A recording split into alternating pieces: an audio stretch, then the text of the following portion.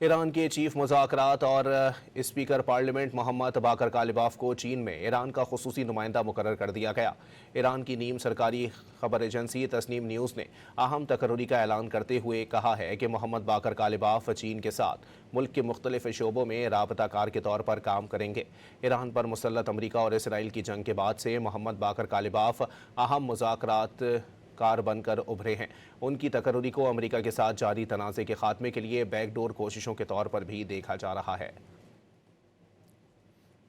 Iran के chief मुज़ाकरात और speaker parliament Mohammad बाकर कालिबाफ को चीन में ईरान का खुसूसी नुमाइंदा मुकर्रर कर दिया गया। ईरान की नीम सरकारी खबर एजेंसी तस्नीम न्यूज़ ने अहम तकर्रुरी का ऐलान करते हुए कहा है कि मोहम्मद बाकर कालिबाफ चीन के साथ मुल्क के मुख्तलिफ शोबों में राबताकार के तौर पर काम करेंगे।